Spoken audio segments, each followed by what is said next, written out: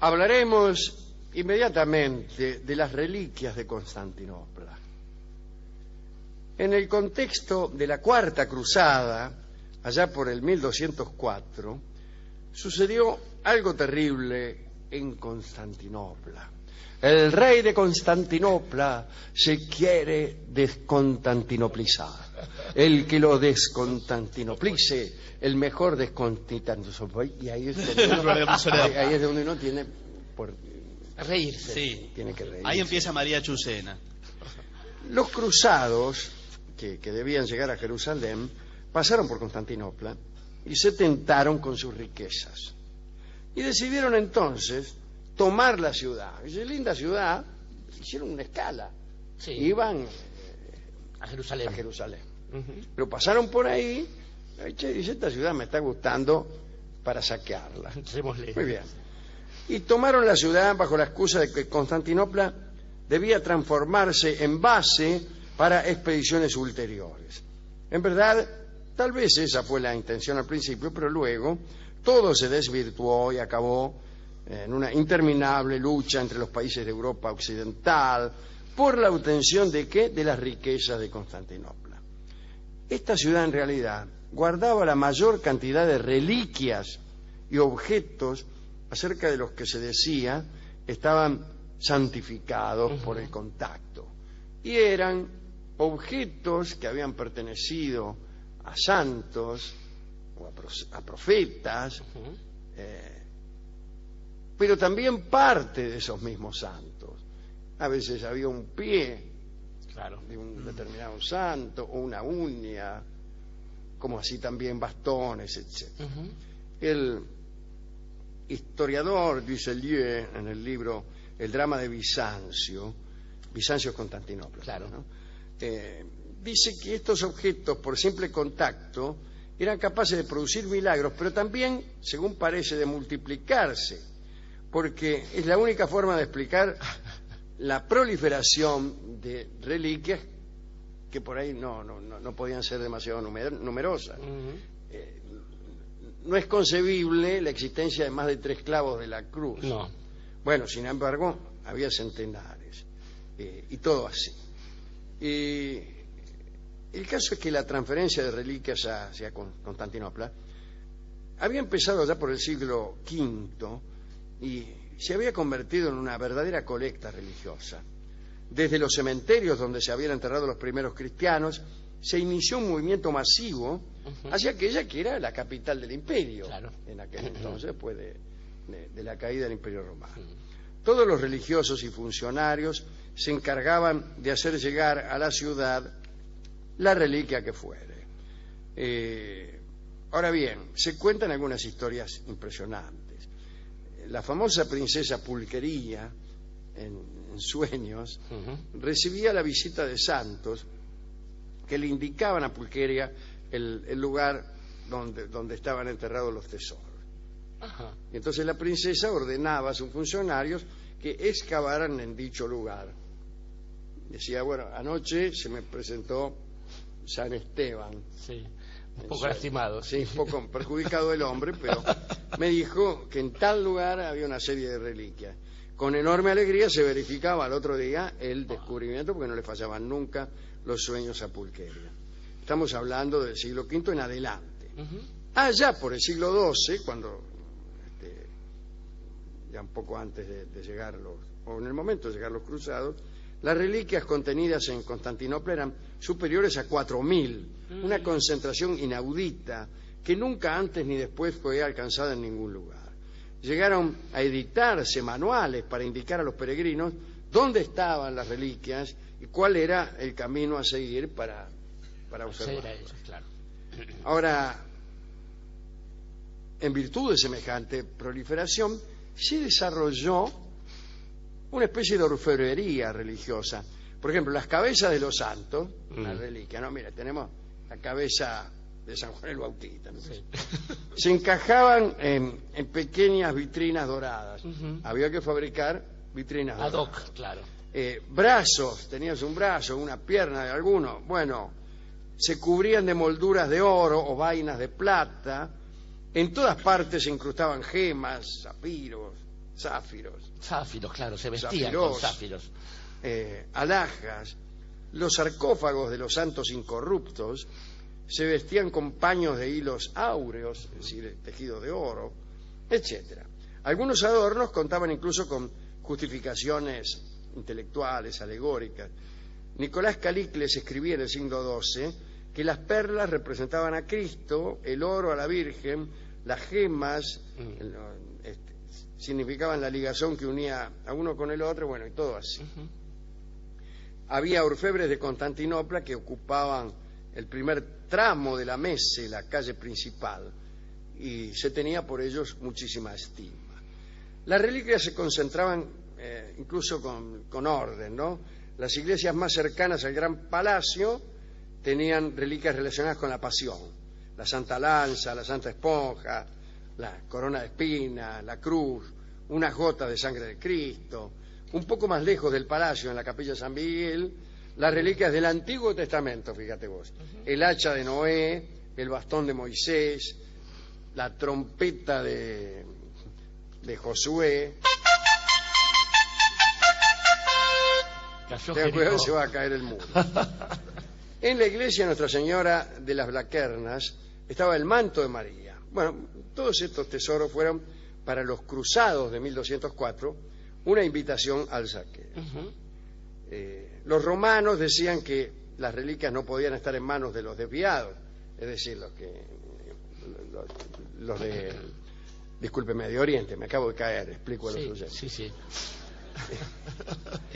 Desde Roma se explicaba que las reliquias no recibían la honra que les era debida, que sufrían una contaminación que podía desencadenar la ira de Dios, bueno, en fin, que había que afanársela.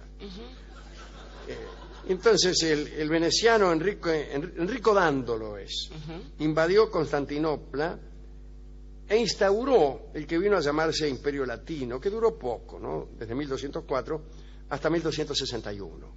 Durante ese tiempo alcanzó para que no quedara en Constantinopla ni una sola de las reliquias. Cuentan que entre los francos, así se llamaban, ¿no? A los cristianos se les decía a los francos. Que invadieron, y estaba Nivelón de Soissons, que se hizo cargo de la cruz, la remitió a su sede cardinalicia en Francia. Eugenio de Sicón obtuvo la mano derecha del Bautista, fíjese. Conrado Halberstadt se quedó con un par de apóstoles enteros. Los venecianos más cautos especularon haciendo inversiones en las reliquias, quiero decir, compraban, vendían. Ajá. Al principio las retuvieron y después las vendieron a precios exorbitantes. La prosperidad de Venecia en esos tiempos, dicen algunos, se debió a esas ventas. Dándolo, era un tipo calculador, pero aún siendo un poco amarrete, les regaló a sus familiares, aunque sea algunas muelas de los santos. Aparecieron también por esos tiempos ciertas confusiones, ¿no? Quiero decir, los invasores ignoraban los idiomas, el alfabeto griego, y entonces el saqueador no sabía con certeza a quién estaba dedicado el establecimiento que robaba. Entonces ponía el nombre que les parecía, mandaban las piezas a Venecia, Francia, Roma, y algunos traslados eran tan precipitados que al llegar el saqueador la memoria flaqueaba.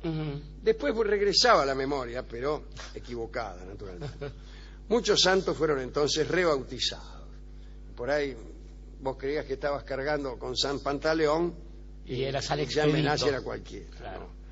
De todos modos, las reliquias sustraídas se recibían en Occidente con gran solemnidad, con sermones apasionados, toques de campana, oraciones místicas.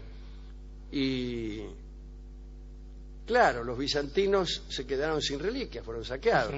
La única forma que tuvieron de hacer resurgir la economía fue trabajar en talleres en los que se empezaron a hacer nuevas reliquias en reemplazo de las que habían sido robadas. Y entonces sí, ya pudieron vender algunas. En el Cuarto Concilio de Letrán, en 1215, se consideró necesario dar instrucciones precisas sobre la distinción, sería mucho mejor que distensión. Sí, ciertamente. Entre falsos y verdaderos vestigios sacros. Pero esas indicaciones no funcionaron nunca. Ninguna de las iglesias de Constantinopla pudo volver a su antiguo esplendor. Quedaron reducidas a simples oratorios de barrio, despojados de todo adorno, de todo elemento religioso y de piezas milagrosas. Los sacerdotes bizantinos que escondieron las reliquias sufrieron torturas para que dijeran a dónde las escondían, y los que no hablaban fueron liquidados. Después de la entrada de Dándolo, muy pocos fueron los sacerdotes griegos que quedaron en la ciudad. El cronista bizantino Brienios escribió que durante la dominación latina con las reliquias se fueron también los milagros, fíjese, ya que ningún milagro sucedió en Constantinopla después de aquellos sucesos. Ahí tiene la explicación de por qué no hay milagros en Constantinopla. Día, claro. ¿No? Yo creo también, y lo digo como último detalle inseguro, que Dándolo estaba impulsado también por no solo por la codicia, sino también por la venganza. A su papá, o a él mismo, a mí me parece que a él mismo, le habían arrancado los ojos los griegos. Era ciego Dándolo. En algún otro entrevero, posiblemente en Chipre. Entonces ya el tipo los tenía entre ceja y ceja. Es una forma de decir, si me permite aprovechar la ocasión.